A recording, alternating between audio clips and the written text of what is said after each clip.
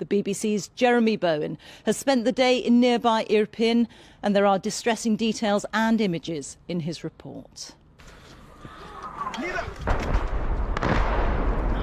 Russian shelling might break Ukraine's will to fight, but not yet.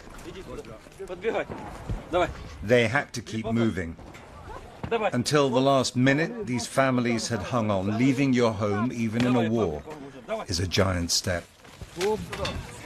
They're heading towards the capital, still almost untouched, but only about 10 miles away. She was as dignified as a woman striding to the park. In fact, like all of Ukraine and Russia, they are struggling into a dark future. Ukrainian troops were moving back into Irpin, and this is why its people left.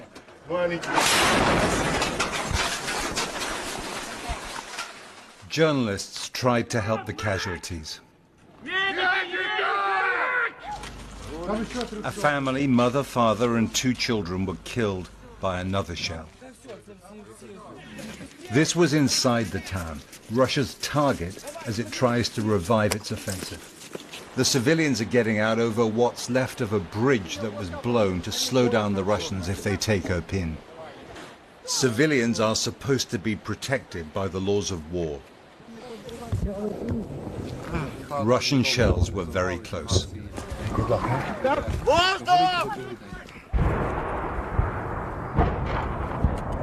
Stopping was not an option. "I'm okay," she said. "Keep going." A disabled man couldn't make it up the steep riverbank on his own.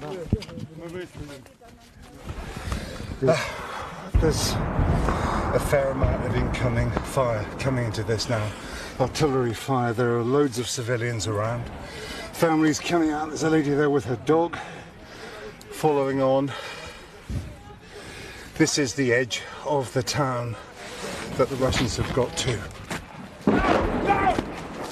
Civilians were in the firing line, but the Russians might have been trying to knock out nearby active Ukrainian artillery.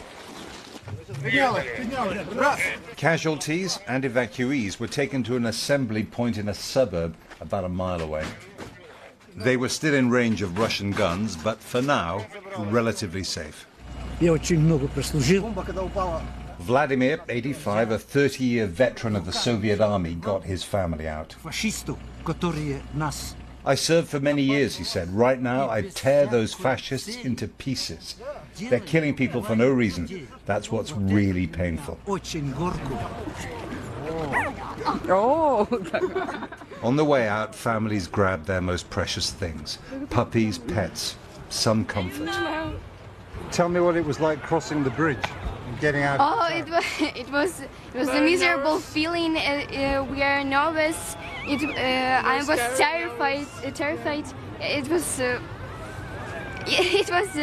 the horrible way. They moved on into the capital. This was a terrible day, but the Russian military is operating on half power. If it can build up full momentum, there will be many days worse than this. Jeremy Bowen.